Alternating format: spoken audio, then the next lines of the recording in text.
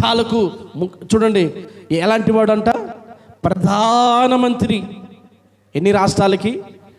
మన ఏమో 29 రాష్ట్రాలకి మోడీ ప్రధానమంత్రి అయితే ఆయన 54 రాష్ట్రాలకు ప్రధానమంత్రి. ఎవరు? Donald Trump. ఆ డొనాల్డ్ ట్రంప్ని ఒకరోజు అడుగుతున్నారు, అయ్యా ఈ సక్సెస్లో ఇంతగా నువ్వు విజయాన్ని పొందావంటే, ఇంతగా నువ్వు గెలుపు పొందావంటే, ఫస్ట్ గెలిచావు మంచిదే, రెండోసారి కూడా నువ్వు గెలిచావు, కారణం ఏంటి? ఎలా గెలిచావు? దీనికి ప్రణాళిక ఏంటి? గెలవడానికి గల కారణాలు ఏంటి అంటే ఆయన అన్నాడు, నా డబ్బు కాదు, నా తెలివి కాదు, నా సైన్యం కాదు, నేను చేసిన ప్రచారాలు కాదు, లేకపోతే జనులు నన్ను నమ్మి చేసినటువంటి ఈ మద్దతు కాదు, ఓట్లు కాదు, by the grace of God, దేవుని కృప అన్నాడు. గట్టిగా చప్పట్లో దేవునికి మహిమ కలుగునుగాక. హల్లెలూయా. దేవుని కృప వల్లని నేను గెలిచాను, అంతే, నాలో ఏమీ లేదని చెప్పి ఆ డొనాల్డ్ ట్రంప్ చెప్పాడు.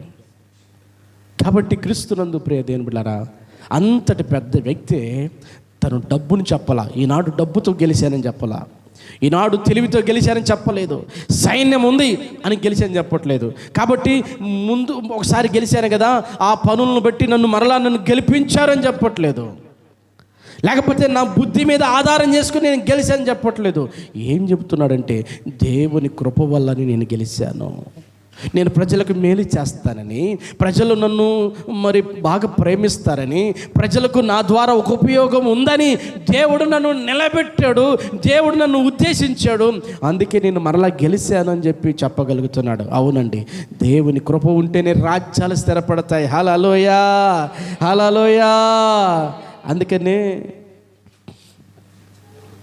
భక్తులు ఒక పాట పాడారు, ఏంటి చెప్పనా? కృపలతో రాజ్యమును స్థిరపరచువాడవు. ఎక్కడుందా పాట?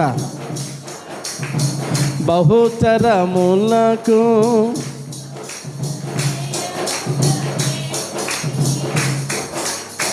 కృపలతో రాజ్యమును స్థిరపరచు నీవు, బహుతరములకు శోభాతిశయముగా చేసితివి నన్ను, నెమ్మది కలిగించే నీ బాహుబలముతో శత్రువు ననచిన బహుశూరుడా, నెమ్మది